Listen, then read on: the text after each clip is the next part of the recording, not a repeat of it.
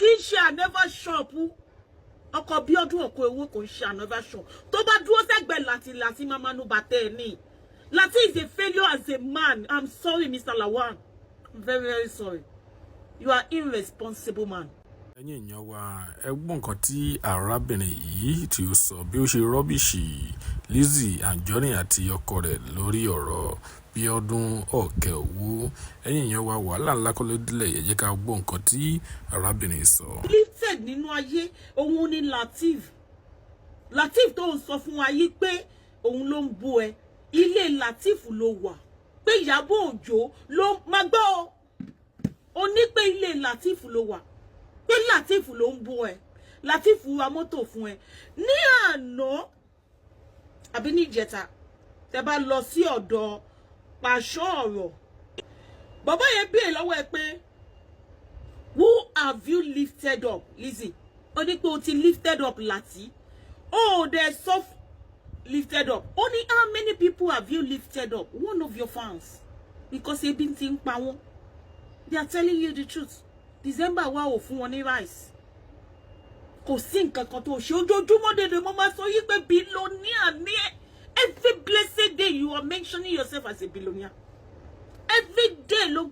because òun parọ́ fún wọn ni that's why lẹ́ni yẹn ṣe throw questions here pé who have you lifted up nígbà tó máa fún ní nonsense question nonsense ó máa fún ní reply tó jẹ́ pé nonsense ni ó ní ẹ o ti lifted Lati tó sọ fún wa pé billionaire ni Lati tó sọ fún wa pé engineer ni a engineer man engineer Lati tó máa ń gbé contract wọlé tó ń jẹ́ kó máa kó gbogbo asset káàkiri òun ló tún lifted up Lizzy. You know when you talk too much, let me tell you one thing in this life, when you talk too much in life you end up spitting rubbish. You end up spitting rubbish out of your mouth when you talk too much in life. I'm telling you the truth. When you talk too much, ogbo lo sọ fún wa nínú orí social media yìí, ó ní Ìyábọ̀ máa ń tọrọ jẹ ni. The same Ìyábọ̀ tó ń tọrọ jẹ ní ìjẹta Lizzy Anjorin, you came on social media sọ pé òun ló ń bọ́ Polo. Ó ní Ìyábọ̀ ló ń bọ́ odindi billionaire Polo. Ìyábọ̀ tó sọ fún wa lórí social media pé kò níṣẹ́. Ìyábọ̀ is jobless. Ìyábọ̀ does not have a job. Ìyábọ̀ does not have money. Ìyábọ̀ live in one room. The same Ìyábọ̀ tó sọ pé ó live nínú one room yẹn. Òun ló tún wá di ẹni ibo ló wá ti rówó tó fi ń bọ́ Polo. Ìyábọ̀ tó sọ pé kò níṣẹ́. Instead of you, Lizzy, ó mọ̀ yí pé vice versa ni. You have nothing doing, Lizzy. You have no job. You don't have anything that you do. That you come on social media. You are a content creator that come on social media. You don't sell nothing. Nothing is not moving in your life anymore. Not everything is stagnant in your life, Lizzy. Gbogbo nǹkan ló wà stagnation nínú ayé ẹ. Gbogbo ẹ ló wà stagnant. Your clothes is not moving. So you will come on social media to now say vice versa. You'll be crying. O ti help Bíọ́dún Òkèowó. Ṣó yẹ kí Bíọ́dún Òkèowó kó gbé advert. Why not? Who is Lizzy? Ta ló ń jẹ́ Lizzy? Lizzy is just a nobody. Who is Lizzy? Fún Bíọ́dún Òkèowó kó má gbé advert lọ bẹ́ni tó hùn. Ta ló ń jẹ́ Lizzy? Lizzy tó yẹ pé òun ló kọ́kọ́ bẹ̀rẹ̀ láti máa ṣépè fún ọkọ àwọn single mother. Mi ò gbèjà o. Ó ti yẹ ń sìn. Mi ò gbèjẹ rárá ti yẹ tó jẹ́ pé wọ́n kọ́kọ́ lọ bẹ̀rẹ̀ láti máa ṣépè fún bọ̀bọ̀ yẹn ordinary pé ó mì kẹ́ lásán ordinarily ó sì ní fídíò yẹn dọ́là ìwọ ló kọ́kọ́ bẹ̀rẹ̀ láti máa ṣépè fún bọ̀bọ̀ yẹn bọ̀bọ̀ yẹn jẹ́ni tí ò lé èpò lójú ó ti yẹ ó ṣe èpè fún débi pé ó ṣe èpè fún ìyá ẹ̀ ó ṣe èpè fún débi pé ó ṣe èpè fún ọmọ tó bí ó ṣe èpè fún débi pé ìyàwó tó fi sílẹ̀ gan ó ṣe èpè fún gẹ̀yẹn bí tó ṣe pèdè ó wá sọ wípé ṣó yẹ kí Bíọ́dún Òkè jọta ló yẹ kí Bíọ́dún Òkèowó wá súnmọ́ o Lizzy Anjorin ìwọ ni kó gbé advert wá fún ó wá ní pé ṣó yẹ kí Bíọ́dún ọkọ ewé kó gbá vat lọ fún kí ló wúkọ ẹ̀ náà ọkọ àwọn single mother Bíọ́dún ọkọ ewé tó yẹ kó ṣe Bíọ́dún ọkọ ewé wá bá ẹ Lizzy fún wa evidence ibi tí Bíọ́dún ọkọ ewé ti wá bá ẹ pé kò jà fóun ìwọ nìkan ló máa ń jà fún àwọn everybody because you have no job, you are jobless. If you have a job tó níṣẹ́ lọ́wọ́ tó jẹ́ pé tóòtọ́ ló ń tà Lizzy, you will not fight for nobody. Have you seen Iyabo to come and say to say òun gbèjà lágbájá òun gbèjà tàmẹ̀dò? Have you seen Iyabo to come outside and say òun wá gbèjà èèyàn kan? Have you seen anybody of them? Have you seen Mercy Aigbe to come outside to say òun gbèjà tàmẹ̀dò? Orí Mercy Aigbe kò ṣe bẹ́ẹ̀. No, Mercy Aigbe was dragged. It was dragged here. What drag Mercy Aigbe mi gan sunkún ni? What drag here? Inú bí mi níjọ́ kan ó ní speaker kan tí mo lọ comment síbẹ̀ pé ṣé ó ṣe ẹni tẹ́lẹ̀ ni ó mọ̀ orí tẹ́lẹ̀ ni? Ó mọ bèbí ìrí ni? Ṣé ẹ fẹ́ kó kú ni? Nítorí pé ó jẹ́ second wife kó dẹ̀ kú. Ẹ̀yin náà lè máa bú wọn pé wọn ò rọ́kọ fẹ́. Ẹ̀yin náà lè tún gbógun tì wọ́n. This lady never come outside to explain nothing to anybody. She never fight back. She keep on enjoying her marriage. She keep on enjoying that wedding. She keep on enjoying her husband. She never left that man. Ó wà nínú ilé man nìyẹn. Tí wàhálà yẹn ṣe tóbi tó lórí social media. Lizzy Anjorin, that lady, Mercy Aigbe never come outside to fight nobody. Nobody is our enemy. Are you the only one that is tó máa kọ́kọ́ fi ọkọ lọ́kọ ni tó máa kọ́kọ́ jẹ́ number 4? Are you the only one tó máa kọ́kọ́ jẹ́ 4th wife? Are you the only one? But you are the only one tó wá sọ pé mo ti jà fún lágbájá mo ti jà ṣé Bíọ́dún ọkọ owó. Ó wá ní pé Bíọ́dún ọkọ owó ọkọ ẹ o jingolo ni ọkọ tó gbé lọ sí America tó fún ní rẹ́pì. Ọkọ tó fún ní rẹ́pì kí ni dọ̀dọ̀ yọ Ọlọ́run dáríjì mi. Kí ni Mr. Lawal jẹ́ ń pè ní Mr. Lawal má jẹ́ ń bú. Jẹ́ ń pè ní Mr. Lawal jẹ́ respect ẹ̀ torí pé wọ́n jù mí lọ. Torí ṣe pé torí pé ó lówó lọ́wọ́ o but torí pé ó jù mí lọ. Kí ni Mr. Lawal ń ṣe? Lizzy, Bíọ́dún ọkọ owó wá tọrọ ẹ̀. Bíọ́dún ọkọ owó kò máa sanwó fún ọkọ ẹ̀ kò sanwó orí ọkọ ẹ̀. Wọ́n tọrọ ẹ̀ ní ṣùlọ́kà ni 2 good years ni bọ̀bọ́ yẹn fi toast ẹ̀ nínú inbox. 2 good years ni bọ̀bọ́ yẹn fi toast ẹ̀ tí Bíọ́dún ọkọ owó fi ń ṣakọ. Tí bọ̀bọ́ yẹn sọ pé máa ta tán sí ibẹ̀ ni. Eléyìí gbọ́dọ̀ jẹ́ ìyàwó mi sẹ́. Bọ̀bọ́ yẹn fẹ́ ó tún fún ní rẹ́pì lọ sí Amẹ́ríkà. Kò yẹ. Ó rí inú ilé tí bọ̀bọ́ yẹn gbé sí ni. Ilé bọ̀bọ́ yẹn ló gbé bọ̀bọ́ yẹn ò kó wá bá a. Kò kí ń ṣe another shop. Ọkọ Bíọ́dún ọkọ owó kò ń ṣe another shop. Tó bá dúró sẹ́gbẹ̀ẹ́ láti máa nu bàtẹ́ ní. Lati is a failure as a man. I'm sorry, Mr. Lawal. I'm very, very sorry. You are irresponsible man. Lati is irresponsible man that cannot take care of the children. Lati ò ń tọ́jú ọmọ. Ṣé kò yẹ?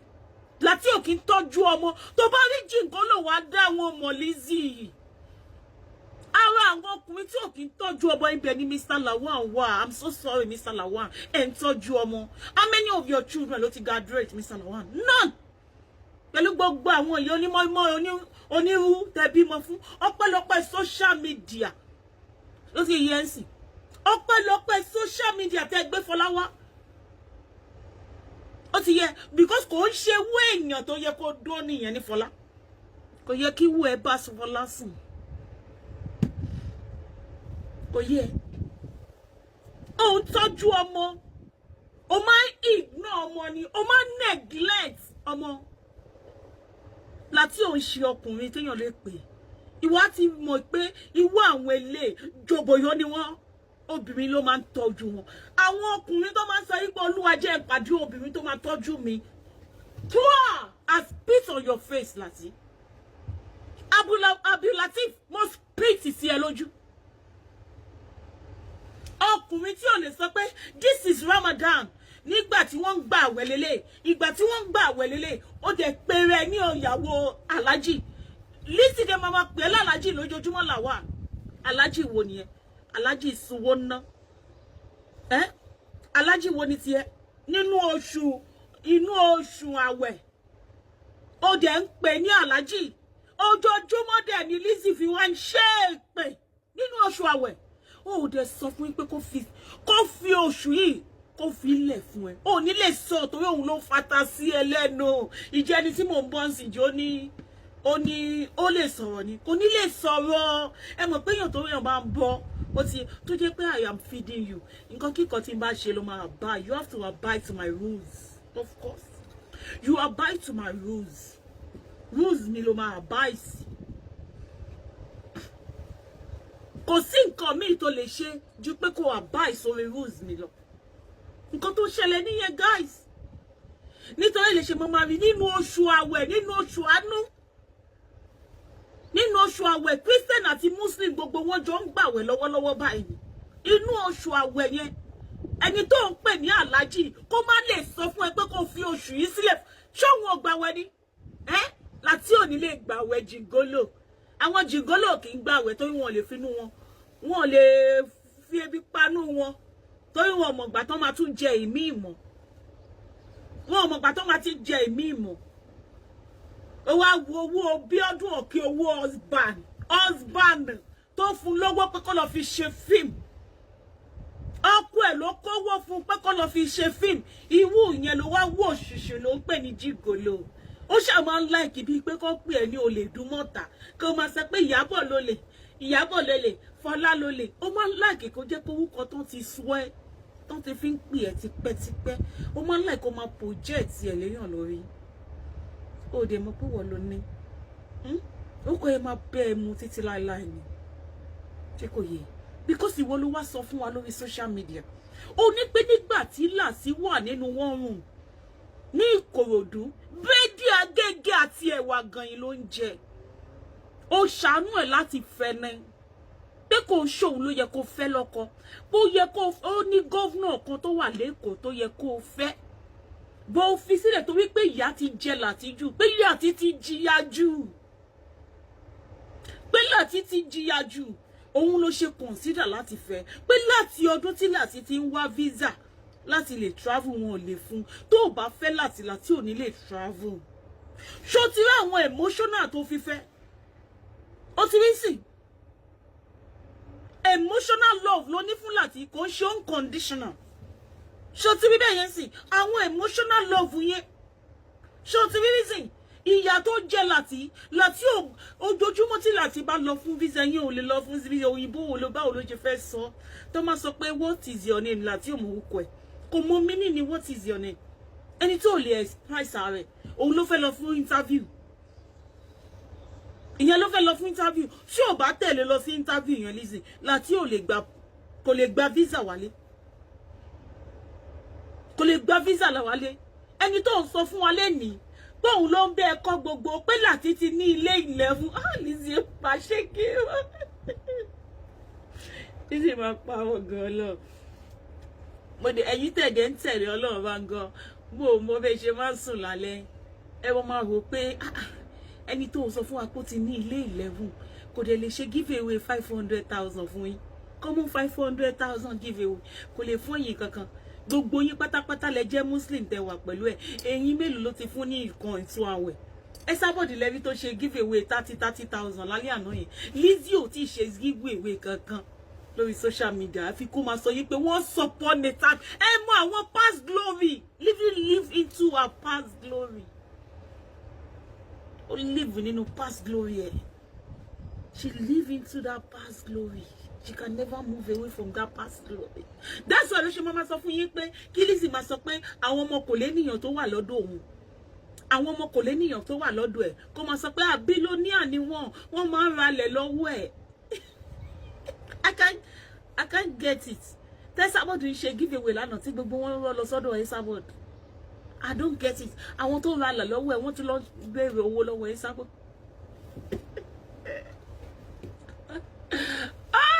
aláyé bàjẹ́ ni torí pé ò fẹ́ ṣe wọ́n láàánú wàá máa hype wọn, wàá máa hype wọn, wàá máa hype wọn, wàá máa hype wọn. Àwọn ogún wọn ti mọ̀ pé ó ti hype àwọn pa. Àwọn tí ò ní nǹkan kan, àwọn ọmọ kò lè níyàn, àwọn ọmọ elébi. Wàá máa sọ fún wọn pé wọ́n máa ń kọ́lé lọ́wọ́, wọ́n máa ń ralẹ̀ lọ́wọ́ mi, wọ́n ń raṣọ lọ́wọ́ mi. Tí Àríkẹ́ bá dẹ̀ máa ṣe birthday by slippers ló máa wọ̀. Àríkẹ́ tó sọ fún wa yìí pé Àríkẹ́ gold ló máa fi ń wọlé lójoojúmọ́. Ó dẹ̀ ṣe birthday kò wọ single palasa. Gbàǹdagun Àríkẹ́ ò fi sọ́run. Orí nǹkan tàbíkẹ́ fi sọ́run ni ìlẹ̀kẹ̀. Ìlẹ̀kẹ̀ ló wọ̀. Kò rí ṣéènì tó máa fi ń wọlé nínú ilé tó máa ń sọ fún wa lórí social media. Àríkẹ́ ò rí wọ́n jọ yín slippers. You are wicked. You are so wicked. Ṣé wo rí ọmọ Ìyábọ̀ ni? O rí ọmọṣẹ́ Ìyábọ̀. Níjọ́ tí Ìyábọ̀ àti ojú ọbẹ̀ tó ń ṣe show. Tí ọmọṣẹ́ Ìyábọ̀ kọjá tí Ìyábọ̀ sọ pé that's one of my daughters.